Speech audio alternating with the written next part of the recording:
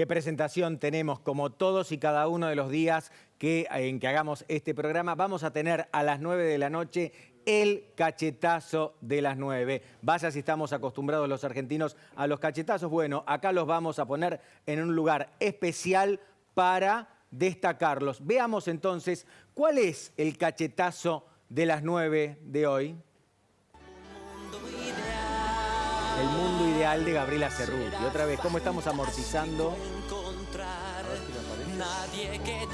Oh, esto es una cosa fantástica, la producción, cómo trabaja cada día más. Escuchemos qué dijo hoy la portavoz del presidente Alberto Fernández para también explicar, Luis Gasulla, Camila Dolapian, por qué es que la estamos enmarcando de esta manera. A ver, la escuchamos. Que ahora estamos muy comprometidos en el día a día, en una economía que vemos que está creciendo, que los resultados están llegando, que finalmente está bajando los índices de inflación, nos muestran que se está deteniendo la carrera inflacionaria, que está descendiendo mucho más rápido todavía de nuestros deseos de hace unos meses atrás.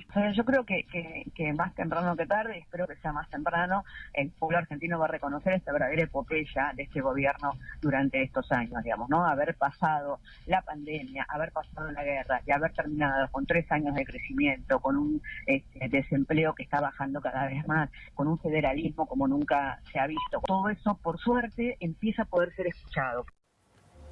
Yo quiero saber si todos los integrantes de esta mesa se atreven a decir ahora, para que escuchemos todo lo que decían cuando estaba hablando la portavoz. Voy a presentar a quienes se suman a la mesa a partir de las 9 y vamos a charlar de esto y de muchas otras cosas más. Muy pero muy buenas noches, Maximiliano Guerra, bienvenido, ¿cómo estás? Noches. Feliz año nuevo para todos, que no nos habíamos visto antes, así que... Bueno, muchas gracias. Contento y nada, gracias por la invitación. No, por favor, contento con las declaraciones de Gabriela Cerruti. Pero sí, a ver, se está controlando la inflación. Sí. Y este gobierno va a ser reconocido a lo largo de la historia, retrospectivamente, por la epopeya que está liderando. Me encantó la epopeya. La epopeya es fantástica. O sea, si este país se está recuperando, yo creo que esta mujer vive en otro país. Lamentablemente, creo que el gobierno entero está como viviendo una realidad paralela, ¿no? De lo que se vive en el supermercado, en la gente en la calle, cuando hablas.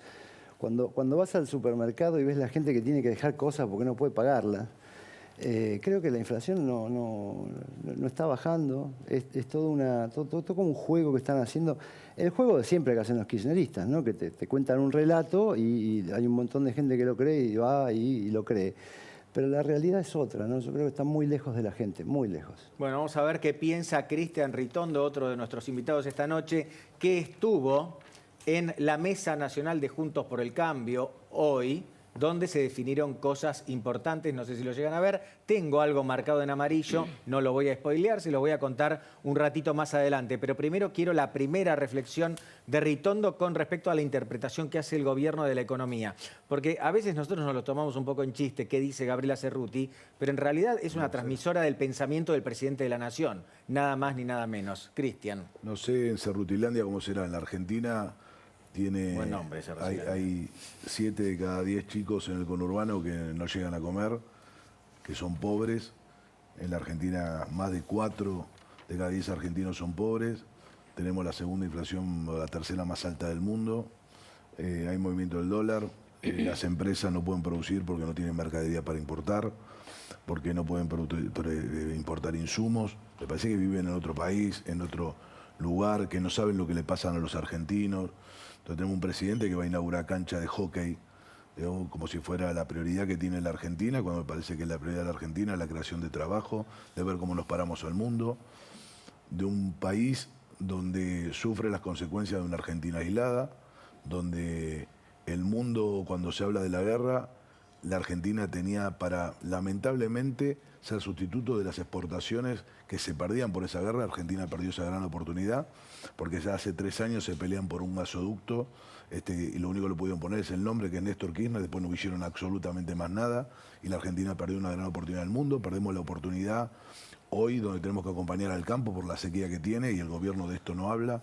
No habla el gobierno de la inseguridad y lo que está pasando. Digo, el caso de Fernando es un caso, pero hay cientos de casos como el de Fernando que se producen todos los días en toda la República Argentina y principalmente en la provincia de Buenos Aires, y el gobierno no habla de inseguridad, no habla de lo que está pasando con la droga en la Argentina, Me parece que hay una ausencia del Estado, porque es muy profunda, y una ausencia de gobierno que solo dirime los temas personales y la defensa de la impunidad de algunos de sus integrantes. Bien, de hecho, Cristian, hay más de 2.000 asesinatos por año en la Argentina. Estos son números, les pido disculpas, son números atrasados, pero el problema es que el gobierno no los actualiza debidamente. Algo tan, pero tan importante como la estadística de asesinatos. Recién les mostramos a la portavoz de Alberto Fernández diciendo que estaba liderando una epopeya. ¿Ustedes creen que con eso colmamos todo? No, de ninguna manera. Resulta que Alberto Fernández se comparó, ¿saben con qué? No lo voy a decir yo, lo va a decir Alberto Fernández. Cuando creé el Ministerio de Vivienda y el día que llegó Jorge a ayudarme, le dije, solo pensá en los que no tienen casa. Y se fue habiendo inaugurado 70.000 viviendas. Y ahora ya a fin de mes vamos a haber entregado 80.000 viviendas en Argentina. Y se fue dejando un equipo que funciona como la escaloneta. Funciona muy bien, funciona muy bien. Y esto es lo que quiero llamar la atención de todos ustedes. No todo es igual, no todos somos lo mismo. Nosotros creemos que el Estado tiene una importancia primordial para igualar allí donde el mercado desiguala. ¿Ustedes vieron la cara de Ferraresi, intendente de Avellaneda, cuando Alberto Fernández lo compara con Lionel Scaloni? Prácticamente ni Ferraresi se imaginó tanto. En fin, la escaloneta. ¿Datos oficiales? Sí. Porque el año pasado hicimos un informe de la Cornisa con el programa Casa Propia. Habíamos pedido los datos oficiales de si se habían hecho las 50.000 casas que en ese momento decía el gobierno. No se habían hecho las 50.000 casas propias, reales. Según datos oficiales eran 2.553 en aquel momento. O sea, lejos estamos de las 80.000 casas. Después siguió la comparación. Dijo en ese discurso que ahora nos dimos cuenta, gracias al éxito de la selección, que si trabajamos todos unidos, todos juntos, vamos a ir bien. Bueno, no hacía falta ganar un mundial para que nos diéramos cuenta. Facundo Nejamquis, ¿cuál es la distancia? ¿Qué percibe la gente con respecto a esto que se habla en el plano político, en el plano del relato? Porque yo me imagino que alguien que va a hacer las compras todos los días o alguien que vive en el conurbano bonaerense y realmente la tiene que pelear, y la tiene que pelear mucho porque la plata le alcanza cada vez menos, porque hay inflación, no termina creyendo cuando Gabriela Cerruti dice, no, la inflación está bajando incluso más rápido de lo que deseábamos, algo así dijo. Pero decímelo vos que sos el que sabe. Yo no discuto si los datos que ella dice son ciertos o no, porque no es el ámbito de mi interés. Sí me interesa saber qué opina la sociedad, digamos, cómo se relaciona la sociedad con el gobierno. Y la verdad que si el gobierno ha tenido estos éxitos, no lo ha logrado plasmar en la legitimidad de la sociedad, porque los niveles de aprobación de la imagen presidencial, los niveles de aprobación del gobierno son muy bajos, están en niveles, yo te diría, casi no recuerdo gobierno desde el retorno a la democracia que tenga niveles de aprobación popular tan bajos como este. Pensá que los niveles de aprobación hoy del gobierno deben rondar entre un 20 y un 25% y del presidente más o menos lo mismo. Es decir, que hay un 70% de la sociedad que desaprueba la gestión de gobierno. Eso no quiere decir que algunos podrían votar eventualmente por alguno de los candidatos del peronismo en las elecciones presidenciales, pero en términos generales el gobierno no tiene una evaluación positiva, aún con estos atenuantes que señala la vocera presidencial. Y creo que lo peor que te puede pasar en la comunicación es, digamos, reclamarle a quienes vos le comunicás por qué no te dan la razón y la derecha de que lo que vos estás haciendo es una gesta patriótica y que ellos no te la están reconociendo. Evidentemente, el gobierno debería revisar que algo de lo que hace en términos de su gestión y de su comunicación no funciona correctamente, porque si, digamos, lo que ella señala fuera cierto, digamos, la aprobación de la sociedad debería estar en niveles mucho más altos y evidentemente no llega a esos niveles, ¿no? Entonces, algo pasa ahí, falla en la comunicación y debería el gobierno hacer una revisión de su lazo y de su vinculación con la sociedad, que no le reconoce lo que ellos están reclamando que le tiene que reconocer, ¿no? Sí. Te cuento que hay mucha gente en el gobierno que ve este programa, así que seguramente te escucharon y están tomando nota, ¿no? Muchos especialistas en comunicación, por otra parte. Camila. Facundo, una pregunta breve. A mí a veces me sorprende en realidad no tanto el 70% que desaprueba, sino el 30% que sí. ¿Cuáles son los motivos, qué es lo que rescatan de la gestión de Alberto Fernández para efectivamente decir que aprueban la gestión? No, a ver, hay identidades políticas en la Argentina, ¿no? Y esas identidades políticas las conocemos, digamos, el peronismo es una identidad política muy fuerte, prácticamente de su nacimiento en el año 45, entonces cualquier gobierno de signo peronista tiene un apoyo y un respaldo históricamente de un piso, digamos. O sea, no se siente la gestión de la política. Claro, porque en realidad no se siente la gestión de la política, porque, ojo, cuando vos preguntás por la aprobación específica por política, por área de política, por ejemplo, vos preguntás política económica, los niveles son aún más bajos. Claro. Es decir, no quiere decir que aprueben al gobierno, que lo respalden o que lo apoyen o que incluso vayan a votar a un candidato del peronismo, significa que están satisfechos y que tienen su vida resuelta. A ver, para traducirlo al idioma de Doña Rosa, como decía un famoso comunicador de los años 80. No quiere decir que la persona que respalda al gobierno no le aumenta los precios en el supermercado, que su salario, digamos, le alcanza o le rinde más que al otro. Significa que por ahí en su evaluación piensa, sostiene o cree que con este gobierno le puede ir mejor que con otro gobierno, o que prefiere, o que históricamente le ha ido mejor con gobiernos peronistas que con otro gobierno, pero eso no quiere decir que tiene un estado de satisfacción con 100% de inflación. Eso no lo puede tener nadie. Dale. Yo creo que, a ver, si lo quiero llevar un poquito más simple, ¿no? O sea, lo que vos preguntás, este 30%, yo creo que funciona como una secta.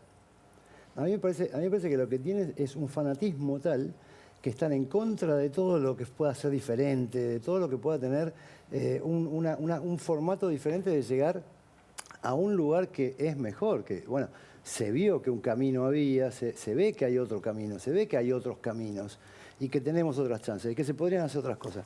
Pero están totalmente abocados a decir esto es, y lo persiguen, y lo siguen, y lo siguen, y lo siguen. Negando la realidad. Negando la realidad. Por eso vuelvo a repetir, yo creo que el gobierno y esta parte sectaria, digamos, de estos fanáticos, viven totalmente una realidad paralela. Más allá de que tiene razón lo que dice, que por supuesto que le aumenta el precio también al que los votó y también al que los va a votar siempre. Sí. Pero no les importa. No les importa. O tienen un argumento. Claro, pero Luis, Macri. Pero Macri, bueno, pero ahí tenés las 14 toneladas de piedras. Tampoco, perdóname, pero tampoco está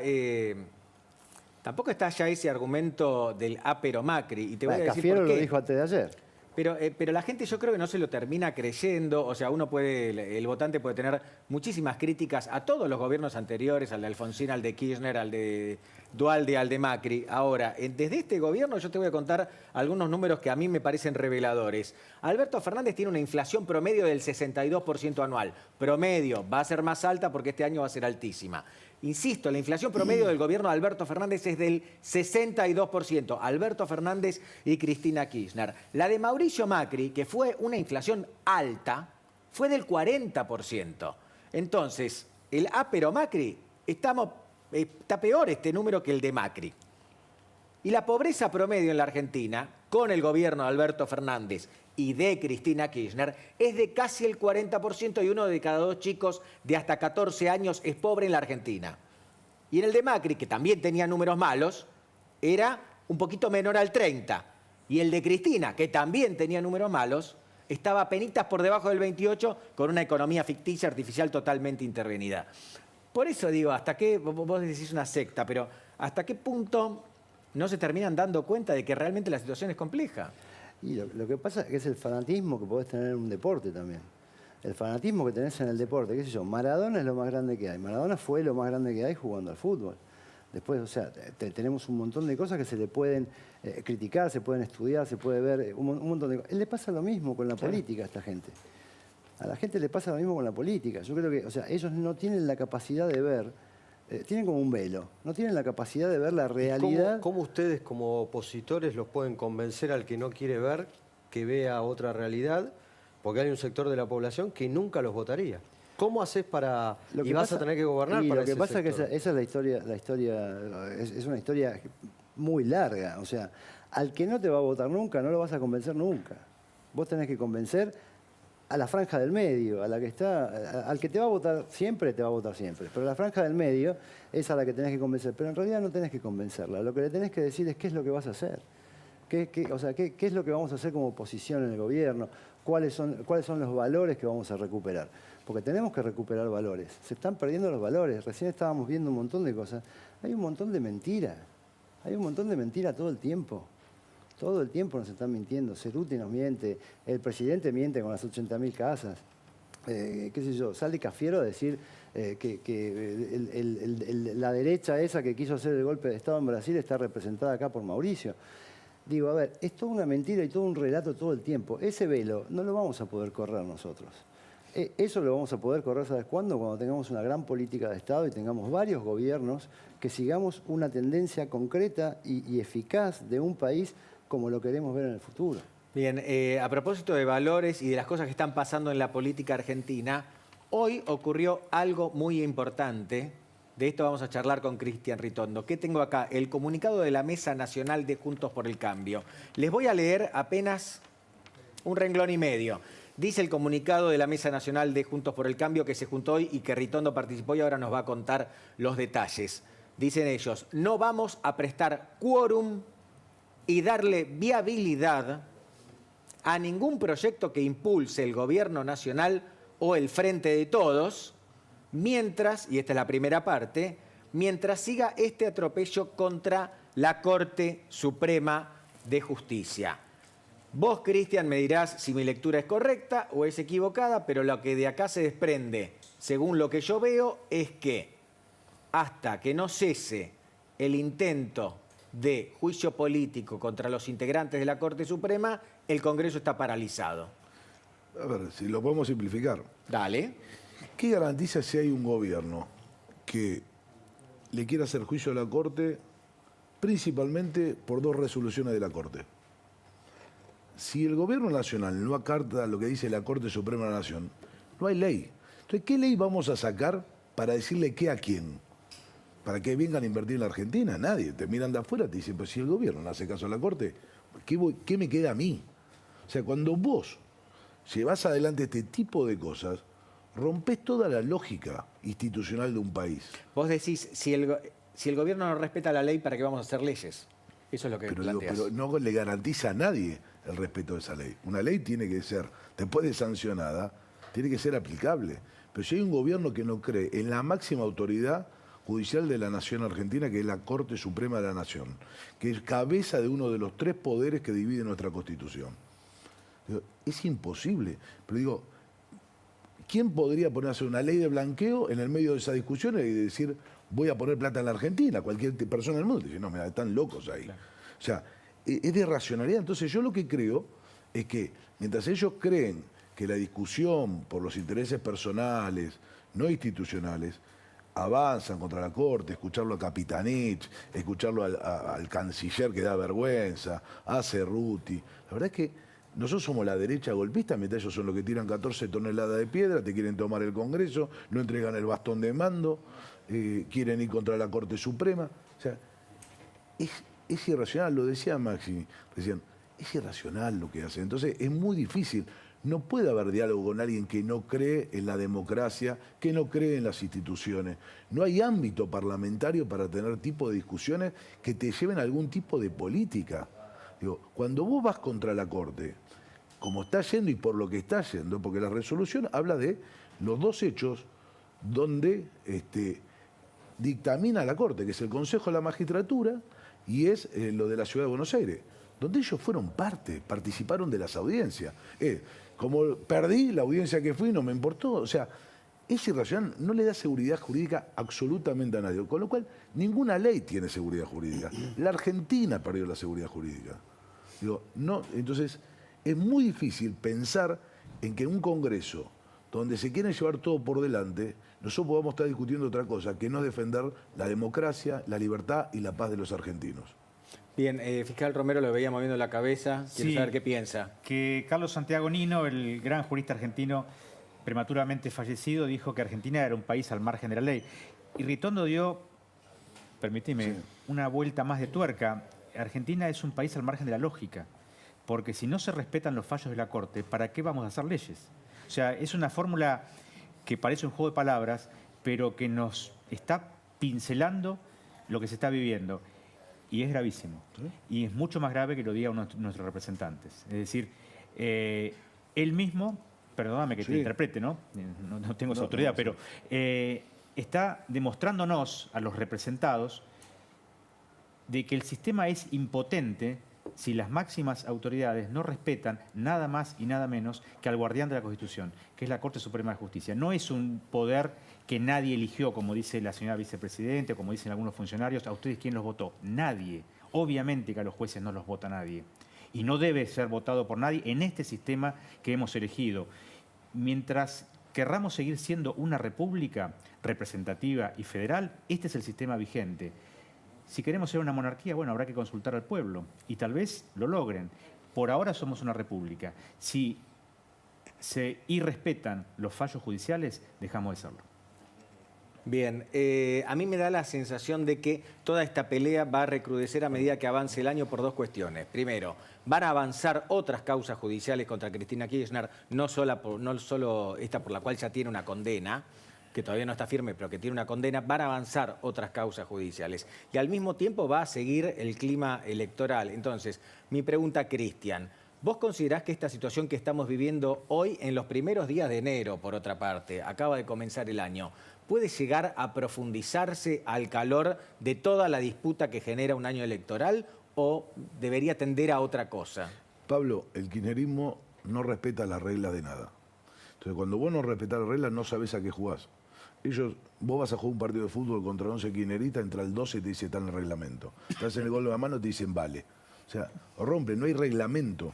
O sea, no hay forma de entender cómo es la forma con el kirchnerismo que tenés que sentarte a dialogar. El Parlamento, por hecho, tendría que ser un lugar de diálogo donde tengas, con una lógica de que la última elección empató casi el Congreso y esa es la voluntad popular que en una intermedia te dice, a ustedes no, apoyo acá.